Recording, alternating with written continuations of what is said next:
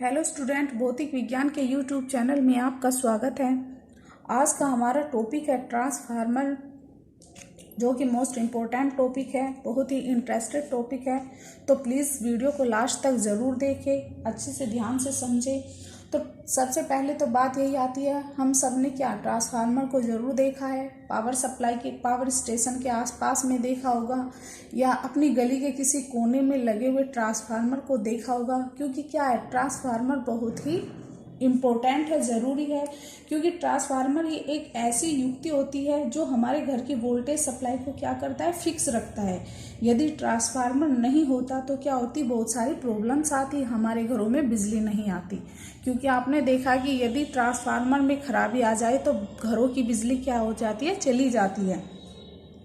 तो आज हम सबसे पहले यही पढ़ेंगे कि ट्रांसफार्मर किस तरह से कार्य करता है। तो इसे समझने के लिए पहले देखिए कि पावर स्टेशन, जहाँ पर क्या होती है, बिजली बनाई जाती है, यानी ट्रांसफार्मर कहाँ पे लगा होता है, क्यों इसकी ज़रूरत पड़ती है। तो जो पावर स्टेशन होता है जहाँ पर बिजली बनाई जाती है, पिछली कक्षाओं में हम पढ़ चुके हैं कि बांध पर पानी गिराकर घुमाकर बिजली बनाई जाती है। तो जब जहाँ पर हम बिजली बनाई जाती है वहाँ पर उसकी वोल्टेज बहुत कम होती है। मान के चले 220 वोल्टेज है जहाँ पर बिजली बनाई जाती है।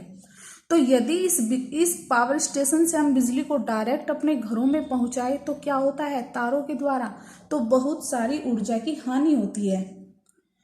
तो उस हानि से बचने के लिए क्या करते हैं, हम पावर स्टेशन के पास में ट्रांसफार्मर रख देते हैं, जो बिजली की क्या करता है, वोल्टेज को बढ़ा देता है।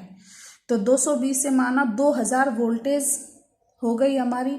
तो इसने ट्रांसफार्मर ने क्या किया, वोल्टेज को बढ़ा दिया। उसके बाद हम क्या करते हैं, इसको तारों द्वारा भेज देते हैं।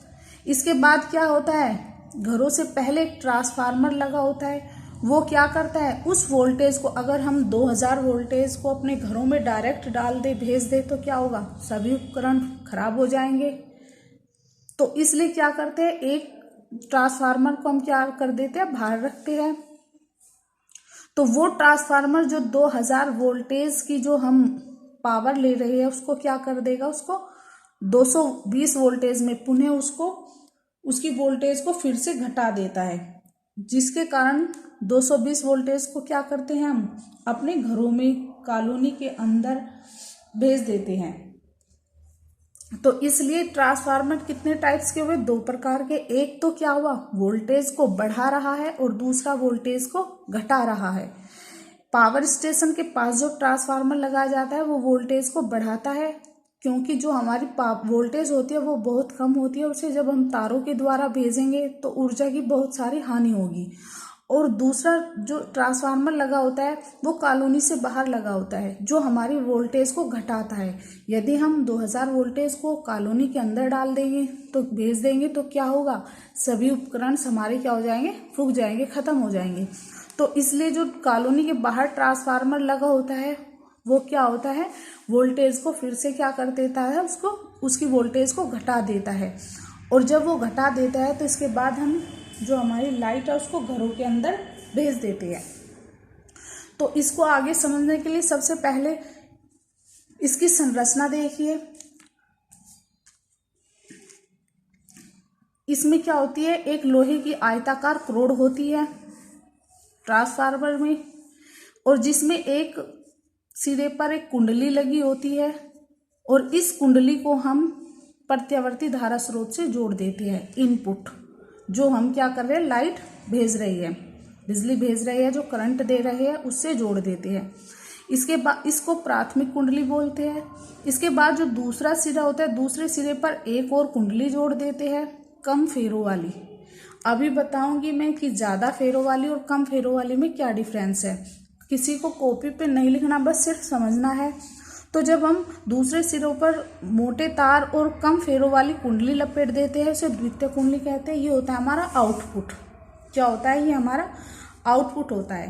तो ये कार्य कैसे करता है, जब हम प्रत्यावर्ती धारा को इसके अंदर भेजते हैं, यानी जो हमारी कुंडली है उसमें प्रत्यावर्ती धारा प्रवाहित होती है, तो कुंडली के क्या होता है, कुंडली में चुंबकीय क्षेत्र उत्पन्न होता है। हमने पढ़ा है कि जब धारा के मान में परिवर्तन किया जाता है तो चुंबकीय फ्लक्स में बल रेखाओं में परिवर्तन होता है।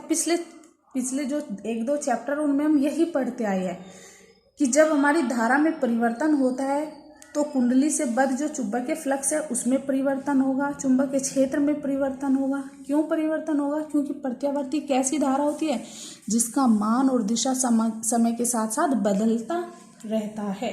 हमारी प्रत्यावर्ती धारा कैसी होती है? ये हमारी प्रत्यावर्ती धारा होती है, तो जिसका मान और दिशा क्या होती है, समय के साथ साथ में बदलती रहती है।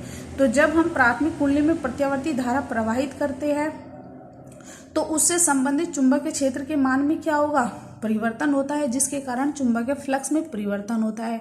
और जब चुंबकीय फ्लक्स में परिवर्तन होता है तो उसके बाद क्या होता है, एक विद्युत वाहक बल कार्य करता है। यही हम पढ़ते आए। अभी मैं पिछले 2 चैप्टरों में बार बार यही बात समझाती आ रही हूँ कि जब धारा के मान में परिवर्तन करते हैं तो चुंबकीय क्षेत्र उत्पन्न हो जाता है और चुंबकीय फ्लक्स में परिवर्तन होता है, क्षेत्र के मान में परिवर्तन होता है, जिसके कारण एक विद्युत वाहक बल उत्पन्न हो जाता है। तो जब इसमें विद्युत वाहक बल उत्पन्न हुआ और ये दूसरी कुंडली भी हमारी क्या है, इसी से संबंधित है, इसी फ्रेम से संबंधित है, तो इस कुंडली के कारण दूसरी कुंडली पर क्या होगा, इसके भी चुंबकीय क्षेत्र में परिवर्तन होगा, जिसके कारण फ्लक्स परिवर्तन होगा। और फ्लक्स परिवर्तन होने पर क्या होगा, इसमें भी एक विद्युत वाहक बल उत्पन्न होगा। क्या होगा, इसमें एक विद्युत वाहक बल उत्पन्न होगा। जो विद्युत वाहक बल यहाँ पर उत्पन्न होगा वही विद्युत वाहक बल यहाँ उत्पन्न होगा। डिफरेंस क्या होगा इसमें कि इसमें फेरों की संख्या ज़्यादा है और इसमें फेरों की संख्या कम है। तो मान के चलिए हम प्राथमिक कुंडली में फेरों की संख्या कितनी है, N ही है। यहाँ पे देखिए, लिखना किसी को कुछ नहीं है, अभी सिर्फ समझना है। माना प्राथमिक कुंडली में फेरों की संख्या Np तथा द्वितीय कुंडली में फेरों की संख्या Ns है, तब फैराडे के नियम से हमने अभी बताया कि जब हमारी धारा प्रत्यावर्ती है, प्रत्यावर्ती धारा का मतलब उसके मान में परिवर्तन हो रहा है दिशा में, तो क्या होगा, फ्लक्स उत्पन्न होगा, जिसके कारण एक विद्युत वाहक बल उत्पन्न होगा। तो फैराडे के नियम से क्या होता है कि प्राथमिक कुंडली में प्रेरित विद्युत वाहक बल क्या होगा, ई होता है, लेकिन प्राथमिक कुंडली, और एनपी क्या है, हमारे प्राथमिक कुंडली में फेरों की संख्या है। तो जो ईपी इक्वल टू क्या होगा, हमारा फॉर्मूला था N D phi upon D T, तो क्या होगा, NP D phi upon D T. Equation number first हो गई। उसके बाद द्वितीय कुंडली में फेरों में विद्युत वाहक बल क्या होगा, E S. S mean secondary, द्वितीय कुंडली के लिए हमारा फॉर्मूला ये हो गया। इसके बाद जब हम समीकरण 1 और 2 को आपस में डिवाइड करेंगे, यानी समीकरण 1 को समीकरण 2 से भाग करने पर, तो क्या होगा, EP upon E S is equal to minus NP D five upon D T upon N S D five upon D T. Minus चिन्ह से माइनस चिन्ह खत्म हो जाएगा और ये आपस में कट जाएंगे, तो क्या बचेगा, EP upon E S is equal to N P upon N S. ये हमारा क्या है, फॉर्मूला जो न्यूमेरिकल के लिए इम्पोर्टेंट है।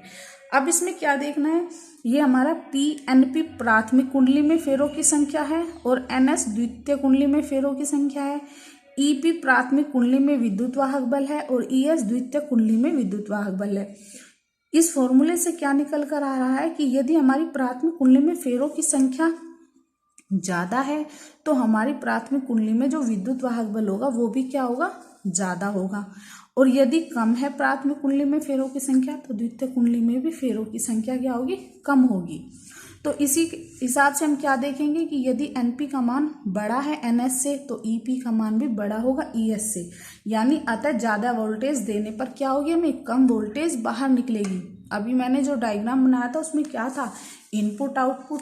तो यानी क्या होगा, यदि हमारी प्राथमिक कुंडली में फेरों की संख्या ज़्यादा है तो हम जब इसे ज़्यादा वोल्टेज देंगे तो क्या होगी, आउटपुट में हमें कम वोल्टेज निकलेगी। तो यदि हम ज़्यादा वोल्टेज दे रहे हैं, अभी मैंने बताया था ट्रांसफार्मर के 2 कार्य होते हैं, या तो वो वोल्टेज को घटाता है या वोल्टेज को बढ़ाता है। तो यहाँ पर क्या हो रहा है, वोल्टेज ज़्यादा दे रही है और कम आ रही है, तो यानी वोल्टेज को क्या कर रहा है, घटा रहा है। तो जो भी ट्रांसफार्मर हमारा वोल्टेज को क्या करता है, घटाता है, तो वो हमारा होता है क्या, अपचयी ट्रांसफार्मर। जो वोल्टेज को घटाता है वो ट्रांसफार्मर क्या होता है, हमारा अपचयी ट्रांसफार्मर। ये बातें हम तब लिखेंगे जब हम ट्रांसफार्मर के टाइप्स लिखेंगे।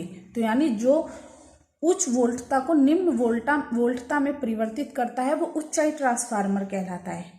या लिख सकते हो, यदि प्राथमिक कुंडली में फेरों की संख्या ज्यादा हो और द्वितीय कुंडली में फेरों की संख्या कम हो तो वो ट्रांसफार्मर हमारा क्या कहलाता है, अपचयी ट्रांसफार्मर कहलाता है। तो ये ट्रांसफार्मर हमारा कैसा कहलाएगा, अपचयी ट्रांसफार्मर। इसके बाद दूसरी बात है कि यदि एनपी हमारा क्या हुआ, कम हुआ, तो ईपी भी हमारा क्या होगा, कम होगा।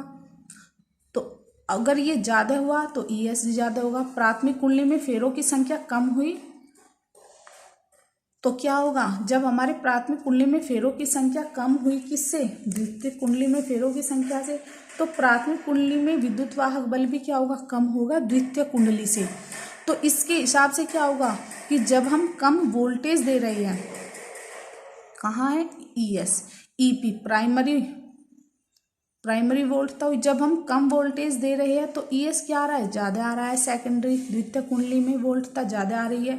तो यानी जो कम वोल्टता को ज्यादा वोल्टता में, कम वोल्टता देने पर बाहर ज्यादा वोल्टता में निकाल रहा है, तो वो ट्रांसफार्मर हमारा होता है उच्चाई ट्रांसफार्मर।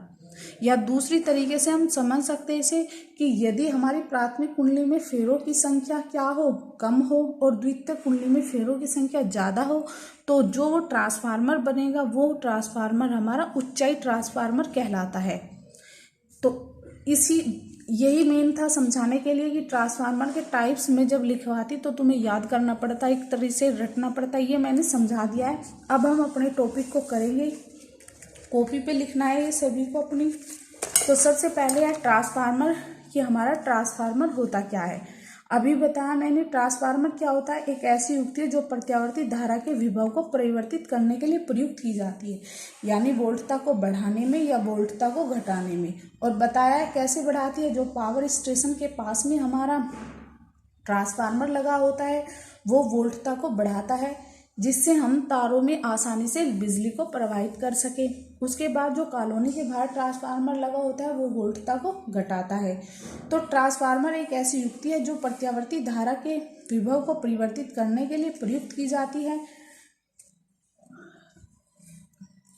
ट्रांसफार्मर केवल प्रत्यावर्ती धारा के विभव को ही परिवर्तित कर सकता है, दिष्ट धारा के विभव को नहीं। यानी अगर दिष्ट धारा में डीसी में ट्रांसफार्मर लगाना हो तो वो वहां पर कार्य नहीं करेगा। इसी प्रकार क्या है, ट्रांसफार्मर दो प्रकार के हुए जो अभी बताया मैंने, क्या, एक उच्चाई ट्रांसफार्मर और दूसरा अपचयी ट्रांसफार्मर। उच्चाई ट्रांसफार्मर क्या होता है, यह निम्न वोल्टता वाली प्रत्यावर्ती धारा को उच्च वोल्टता वाली प्रत्यावर्ती धारा में परिवर्तित करता है। या इसके डायग्राम को कैसे समझ सकते हैं कि यदि प्राथमिक कुंडली में फेरों की संख्या कम हो और द्वितीय कुंडली में फेरों की संख्या ज़्यादा हो तो वो ट्रांसफार्मर हमारा उच्चाई ट्रांसफार्मर कहलाता है। इसके बाद दूसरा ट्रांसफार्मर है हमारा अपचयी ट्रांसफार्मर।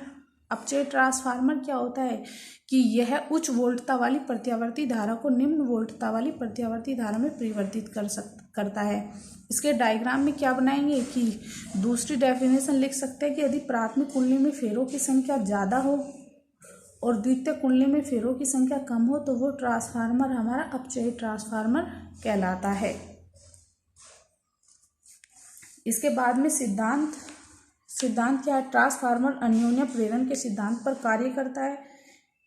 अन्योन्य प्रेरण जो होता है वो हम कहाँ पढ़ चुके हैं, पिछले चैप्टरों में पढ़ चुके हैं। अन्योन्य प्रेरण कि यदि दो कुंडली है और एक कुंडली में धारा प्रवाहित की जाए, उसके मान में परिवर्तन किया जाए तो दूसरी कुंडली में क्या होता है, चुंबकीय क्षेत्र और चुंबकीय फ्लक्स में परिवर्तन होता है। तो वही हमारा अन्योन्य प्रेरण था।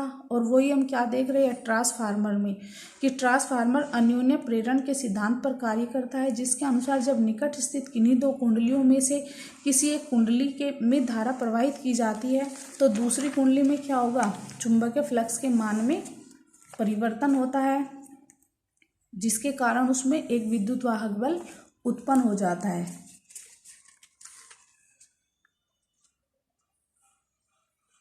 इसके बाद इसकी रचना है, रचना अभी समझाई थी। क्या है, एक आयताकार फ्रेम है या इसे करोड़ बोल सकते हो, जिसके एक सिरे पर प्रत्यावर्ती धारा स्रोत जुड़ा हुआ है जिसे इनपुट कहते हैं। उसके बाद दूसरे सिरे पर एक दूसरी कुंडली लगी होती है, वो कम फेरे लेने या ज़्यादा फेरे आप पे डिपेंड करता है, जिसका कनेक्शन कहाँ है, आउटपुट से, जो हमें बिजली प्राप्त करेगा। पहली कुंडली को हम प्राथमिक कुंडली बोलते हैं और दूसरी कुंडली हमारी क्या होती है, द्वितीयक कुंडली। तो इसकी थ्योरी में क्या है, इसमें नरम लोहे की आयताकार फ्रेम होती है जिसमें एक और कुंडली लपेटी होती है जिसे प्राथमिक कुंडली कहते हैं। इस कुंडली को प्रत्यावर्ती धारा स्रोत से जोड़ देते हैं। इसके दूसरे सिरे पर भी एक दूसरी कुंडली लपेटी जाती है जिसे द्वितीयक कुंडली कहते हैं। प्राथमिक कुंडली पर बारीक तार के अधिक फेरे होते हैं, द्वितीयक कुंडली पर मोटे तार के कम फेरे होते हैं, जो मैंने डायग्राम में बनाए हुए हैं। इसके बाद है इसकी कार्यविधि। कार्यविधि में क्या आएगा, कार्यविधि वर्किंग। जब प्राथमिक कुंडली में प्रत्यावर्ती धारा प्रवाहित होती है तो उससे संबंधित चुंबकीय क्षेत्र के मान में परिवर्तन होता है, जिसके कारण चुंबकीय फ्लक्स में भी परिवर्तन होता है। अभी समझाया कि अतः प्राथमिक कुंडली में विद्युत वाहक बल उत्पन्न होगा। चूंकि द्वितीय कुंडली भी इसी क्रोड्स पर लिपटी हुई है, अतः क्या होगा, इसमें भी द्वितीय कुंडली में भी फ्लक्स में परिवर्तन होगा और उस पर एक विद्युत वाहक बल उत्पन्न होगा। इसके बाद है कि माना प्राथमिक कुंडली में फेरों की संख्या एनपी तथा द्वितीय कुंडली में फेरों की संख्या एनएस है, तब फैराडे के नियम से क्या हमारा फैराडे का नियम कि प्राथमिक कुंडली में जो प्रेरित विद्युत वाहक बल होता है EP is equal to minus N P D five upon D T, equation number first. और जो सेकंड कुंडली होती है उसमें विद्युत वाहक बल क्या होता है, E S is equal to minus N S D five upon D T, equation number second. क्या करेंगे, आपस में डिवाइड कर देंगे, equation number first dividing equation number second. तो क्या होगा, E P upon E S is equal to minus N P D five upon D T is equal upon minus N S D five upon D T. Minus से minus चिन्ह खत्म, D five से T से D five upon T खत्म। तो क्या बचेगा, E P upon E S is equal to N P upon N S. यही अभी समझा कि यदि एन पी बड़ा है हमारा एन एस से तो ई पी भी बड़ा होगा किससे, ई एस से। अतः ज़्यादा वोल्टेज देने पर क्या होगी, कम वोल्टेज बाहर निकलेगी।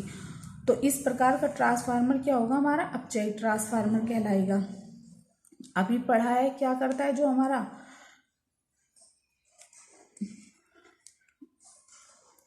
इसके बाद है यदि एनपी छोटा है किससे, एनएस से, तो ईपी भी छोटा होगा ईएस से। तो ये क्या करेगा, कम वोल्टेज देने पर अधिक वोल्टेज निकालेगा।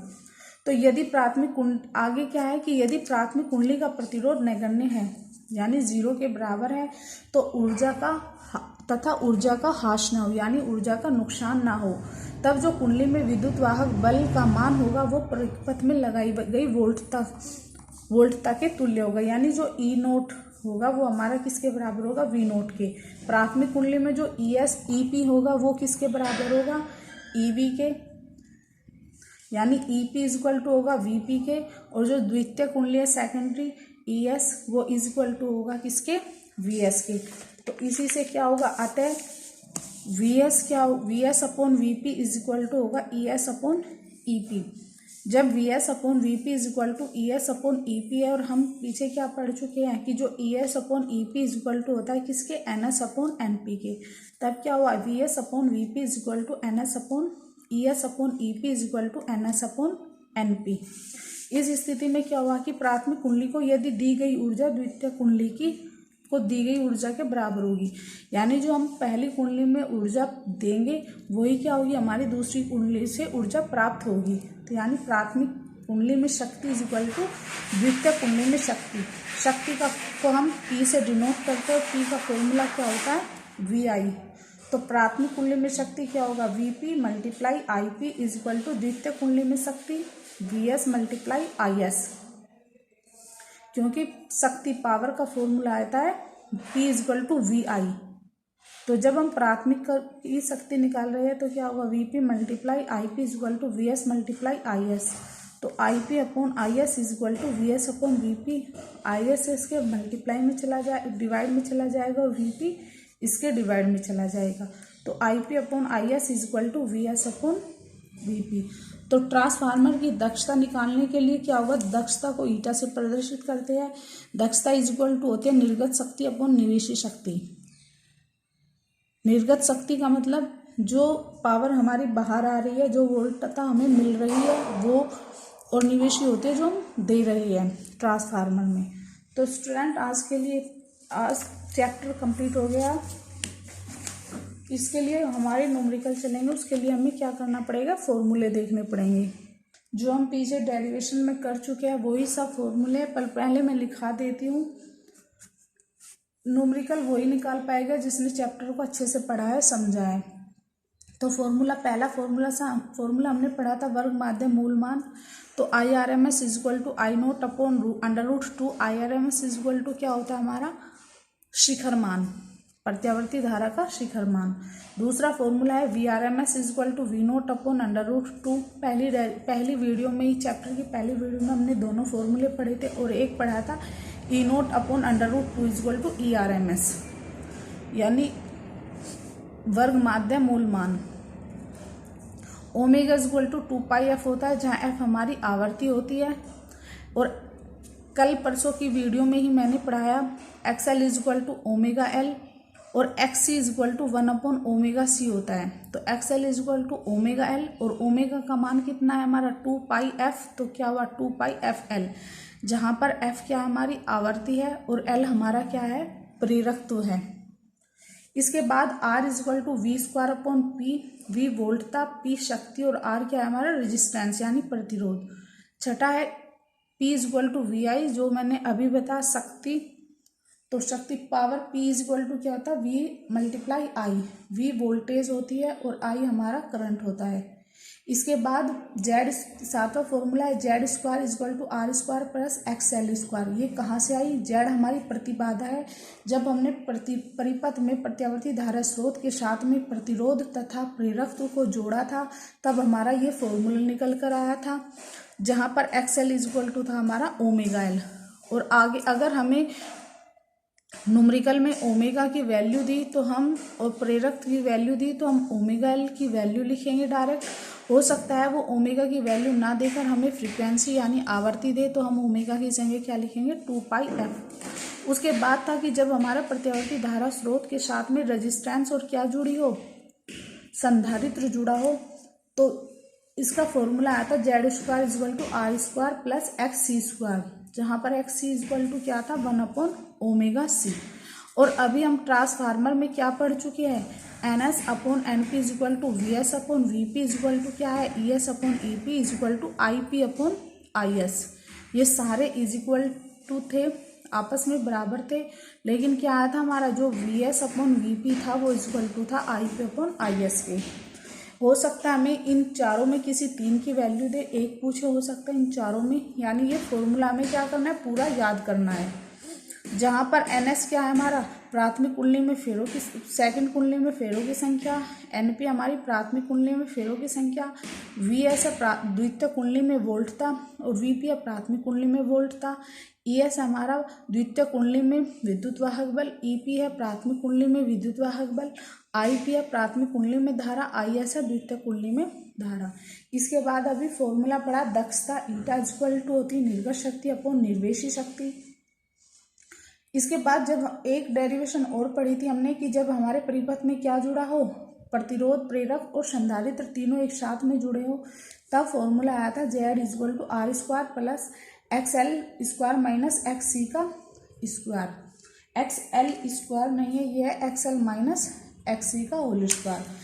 आगे XL XC की वैल्यू दी तो हम इसको यहीं ख़त्म कर देंगे वैल्यू रख के। यदि हमें XL और XC की जगह ओमेगा की वैल्यू दी तो हम फॉर्मूले में XL की जगह ओमेगा लिखेंगे और XC की जगह 1 अपॉन ओमेगा C। तो ये हमारे फॉर्मूले थे जो आने वाले न्यूमेरिकल में पुट किए जाएंगे। तो अपने इन फॉर्मूलों को अच्छे से याद करना। और अभी की वीडियो इतने ही। न्यूमेरिकल के लिए मैं अभी कुछ ही घंटों में एक वीडियो अपलोड करूंगी जिसमें हमारे न्यूमेरिकल होंगे। तो इससे न्यूमेरिकल को करने से पहले एक बार अपने चैप्टर को अच्छे से रिवाइज कर लेना और जो मैंने फॉर्मूले लिखाए हैं इनको याद कर लेना। आज के लिए इतना ही।